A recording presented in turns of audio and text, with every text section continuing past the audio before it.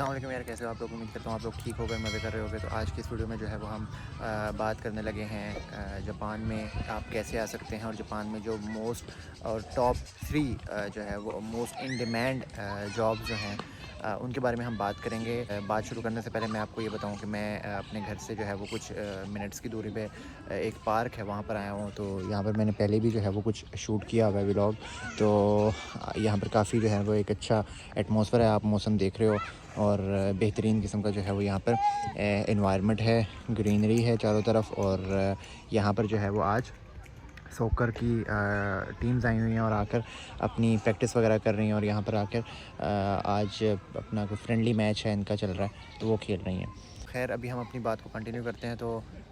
Top 3 जो है वो जॉब्स जापान में आपको मैं बताने लगा हूँ। तो इसमें आपको जैसे कि ऑलरेडी इस चीज़ का इन्फॉर्मेशन है आपके पास कि जापान में जो है वो वर्क लेबर फोर्स जो है वो बहुत शॉर्टेज है, और ये जो है वो काफ़ी इस तरह के प्लान कर रहे हैं और काम कर रहे हैं कि जिसकी वजह से इनकी लेबर शॉर्टेज की जो प्रॉब्लम है उसको ख़त्म किया जाए। तो इसमें जो टॉप 3 इनके पास मोस्ट इन डिमांड जॉब्स हैं उनके बारे में हम बात करते हैं। जो सबसे पहले है उसमें आईटी प्रोफेशनल इनको बहुत रिक्वायर हैं, क्योंकि आपको पता है जापान जो है वो एक हाई टेक कंट्री है, और यहाँ पर जो है वो इनके अपने जो जापानीज़ पीपल हैं उनमें आईटी प्रोफेशनल इतने मौजूद नहीं हैं। तो ये अपनी इस लेबर फोर्स को जो है वो फिर बाहर से हायर करते हैं। और आईटी ऐसी जॉब है जहाँ पर इनको लैंग्वेज की प्रोफिशिएंसी भी इतनी रिक्वायर नहीं होती, क्योंकि उसका सारे का सारा काम जो है वो प्रोग्रामिंग रिलेटेड होता है, और इसके अलावा सॉफ्टवेयर रिलेटेड होता है, जिसमें आपको कम्युनिकेशन वगैरह भी करनी नहीं पड़ती। और जो यहाँ की ओवरऑल द वर्ल्ड ही में ऐसे ही है, लेकिन जापान में भी ऐसा है कि अगर आप आईटी से रिलेटेड हैं और आईटी में अगर आप जॉब करते हैं तो आपको ऑफिस में भी नहीं जाना पड़ता, यानी वर्क फ्रॉम होम जो है वो आप कर सकते हैं। अभी यहाँ पे शोर आया तो यहाँ पे उन्होंने गोल दागा एक एक टीम ने, तो इसलिए वो वहाँ पे कर रहे थे, एंजॉय कर रहे थे। आईटी प्रोफेशनल्स में जो है वो यहाँ पर जो मार्केट है वो इंडियंस ने जो है वो कैप्चर की हुई है, लेकिन यहाँ पर अभी आईटी की जो फील्ड है इसमें बहुत ज़्यादा जो है वो गैप है, और यहाँ पर आप जो है वो आके अप्लाई कर सकते हैं। अब आईटी फील्ड्स में अप्लाई करने का क्या तरीका होता है, इसमें डिफरेंट वेज़ में आप अप्रोच कर सकते हैं आईटी कंपनीज़ को जापान में। सबसे पहले आप गूगल पे जो है वो लिखें और आईटी की कंपनियों को शॉर्टलिस्ट करें अपने पास, और फिर उनका लिंक्डइन जो है वो आप चेक करें, और लिंक्डइन के थ्रू भी आप अप्लाई कर सकते हैं। इसके अलावा लिंक्डइन पे जो है वो काफ़ी हायरिंग एजेंट्स होते हैं जिनको आप यूज़ करते हुए उनको आप अप्रोच कर सकते हैं, और अपनी फील्ड के हिसाब से और अपने वर्क की जो आपकी स्किल्स हैं आप उनके हिसाब से जो है वो कंपनी को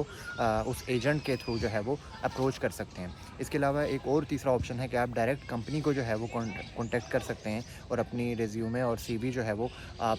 डायरेक्ट कंपनी को भेज सकते हैं। तो आईटी फील्ड के अंदर, आईटी एक बहुत बड़ी फील्ड है, वास्ट फील्ड है, उसके अंदर डिफरेंट जो है वो जॉब्स आती हैं। फॉर एग्जांपल डेटा इंजीनियर की, और इसके अलावा ऐप डेवलपमेंट की, या किसी इसके अलावा भी बहुत ज़्यादा जो है वो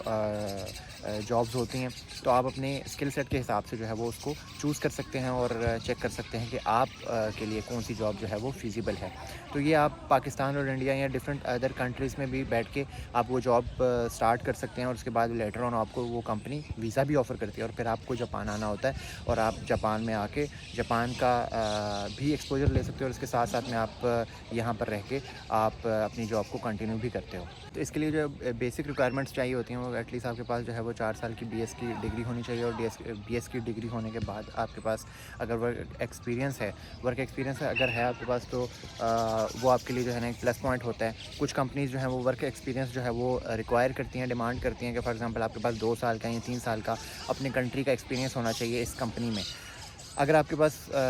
नहीं है तो मे बी वहाँ पर आपकी बात ना बन सके, लेकिन ऐसा भी होता है कि कुछ कंपनीज़ ऐसी भी हैं कि जो आपको आपके स्किल सेट को देखते हुए आपका एक्सपीरियंस को जो लेवल है उसको फिर ख़त्म कर देती हैं, और वो फिर आपको जो है वो डायरेक्ट हायर कर लेती हैं। तो इस तरह का जो है वो एटलीस्ट आपके पास बीएस की एजुकेशन होना ज़रूरी है, ताकि आप इंग्लिश वगैरह वो आपकी चेक करते हैं। इंग्लिश आपको बोलना लाजमी हो जाती है, क्योंकि आपको जापानी ऑलरेडी नहीं आती, तो आपने कम्युनिकेट करना होता है, तो उर्दू हिंदी में तो कम्युनिकेट आप कर नहीं सकते। तो इसलिए जो है वो फिर आपको एटलीस्ट इंग्लिश की प्रोफिशिएंसी जो है वो ज़रूरी होती है। जापानीज़ प्रोफिशिएंसी जो है वो आपकी वेव ऑफ हो जाती है, क्योंकि आईटी की फील्ड में आपको ये नहीं चाहिए होती। नेक्स्ट जॉब जो है सेकंड नंबर पे हमारे पास जो है वो जैपनीज़ ट्रांसलेटर की जॉब है। ये बहुत ही फेमस जॉब है यहाँ पर, और इसको एज ए फ्रीलांसिंग जॉब जो है वो कंसिडर किया जाता है, जिसमें आप मिलियंस ऑफ येंस जो है वो एनुअली आप बना सकते हैं, क्योंकि यहाँ पे जो लोकल जैपनीज़ बॉडीज़ हैं और पीपल हैं, इनको जो है वो इंग्लिश नहीं आती, इंग्लिश नॉलेज कम है, तो आप इनके लिए जो है वो एज ए जैपनीज़ ट्रांसलेटर के तौर पे आप काम कर सकते हैं। और यहाँ पर आप एक फ्रीलांसिंग एक्टिविटी आप कर सकते हैं अगर आप जापान में हैं, और अगर आप जापान में नहीं भी हैं तब भी आप ये जो है वो अपने घर बैठे जो है वो ये जॉब कर सकते हैं। और अगर आपको ऑलरेडी जैपनीज़ ट्रांसलेटर अगर आप हैं, दैट मीन्स कि आपके पास वो जैपनीज़ लैंग्वेज का नॉलेज है आपके पास, तो अगर आपके पास जैपनीज़ नॉलेज है तो आप जो है वो अल्टीमेटली जापान में किसी और कंपनी में भी आ सकते हैं, और इसको एज ए पार्ट टाइम भी कर सकते हैं और एज ए फुल टाइम भी आप इसको कर सकते हैं, क्योंकि इन दोनों केसेस में आप बेनिफिट ही लेंगे ट्रांसलेटर होने का। थर्ड और मोस्ट इम्पॉर्टेंट और मेरा जो है वो बहुत ही एक फेवरेट किस्म की जॉब है यहाँ पर, जिसको इंग्लिश टीचर की जॉब है, जिसको आप जो है वो बेसिकली आप स्कूल लेवल के स्टूडेंट्स को, आप जैपनीज़ स्टूडेंट्स को जो है वो इंग्लिश टीच करना होता है यहाँ। हत्ता कि यहाँ पर इस तरह के भी प्रोग्राम्स होते हैं कि आप जो है वो कंपनी के पर्सोनल से जो है वो आप डायरेक्ट उनके लिए आप इंग्लिश टीचिंग के प्रोग्राम्स होते हैं, जिनको एक प्रोफेशनल लेवल पे कंडक्ट किया जाता है। तो उसमें हाईली पेड सैलरीज़ होती हैं, और इसके अलावा जो आपको डिफरेंट इसके ऊपर जो है वो पर्क्स मिलते हैं। फॉर एग्ज़ाम्पल आपको जो है वो अगर आपकी लोकेशन, अगर आप जापान में आ रहे हैं और जापान में डिफरेंट प्रोग्राम्स डिफरेंट लोकेशंस पे हो रहे हैं, तो आपको उस लोकेशन तक पहुंचने का जो ट्रांसपोर्ट का ख़र्चा होता है तो वो भी आपको जो है वो दिया जाता है। इसके अलावा जो है वो आपको तकरीबन लोकेशन के साथ साथ जो है वो आपका जो खाने पीने का खर्चा होता है, जो होटल का खर्चा होता है, तो वो भी आपको जो है वो पे किया जाता है कंपनी की तरफ से, और इसके अलावा पैसे अलग। तो आप जो है वो एक्सप्लोरेशन भी आप कर लेते हो जापान को, आप देख दूख भी लेते हो सारा, और इसके अलावा जो है वो आपको जितने भी इसके बेनिफिट्स हैं, यानी कि आपको खाने पीने का खर्चा भी कंपनी के थ्रू ही दिया जाता है, और इसके अलावा आपको रहने का जो होटल का खर्चा है, और होटल भी जो है वो यहाँ पे एक लग्जरी होटल्स होते हैं जहाँ पर आप जो है वो रहते हो। इसके अलावा जो है वो आपका एक बहुत ही अच्छा एक एक्सपीरियंस होता है कि आप जापानीज़ कल्चर को बहुत करीब से जो है वो देख सकते हो और समझ सकते हो इनको। तो ऑल इन ऑल अगर हम बात करें तो एक बहुत ही हाईली पेड सैलरी है और बहुत ही सुपर हॉट कैटेगरी है यहाँ पर जापान में जॉब करने के लिए। तो आप इंग्लिश टीचर के ऊपर भी आप आ सकते हो। इसके लिए आपको जो है वो प्रोफिशेंसी की ज़रूरत नहीं है फॉर जापानीज़, यानी कि ये तीनों जो हमने कैटेगरीज़ को आज डिस्कस किया है, इसमें आपको जापानीज़ लैंग्वेज की ज़रूरत नहीं है। तो अगर आप इसमें अप्लाई करना चाहते हैं तो फॉर श्योर आप अप्लाई कर सकते हैं, और यहाँ पर आप आके अच्छे पैसे जो है वो इससे बना सकते हैं। और इन तीनों केसेस में जो है वो आपको वीज़ा जो है वो आपको वर्क वीज़ा मिलेगा, और आप यहाँ पर जो है वो आके सेटल डाउन भी हो सकते हैं। तो उम्मीद करता हूँ आपको आज की वीडियो अच्छी लगी होगी, और ये काफ़ी इन्फॉर्मेटिव वीडियो रही होगी आपके लिए। तो अगर आपने इससे कुछ सीखा तो चैनल को सब्सक्राइब करना मत भूलिएगा, वीडियो को लाइक कमेंट ज़रूर कीजिएगा, और अपना फीडबैक वगैरह ज़रूर दीजिएगा। कमेंट में अगर आपके पास कोई क्वेश्चन है तो आप ज़रूर करें, ताकि उस पर जो है वो हम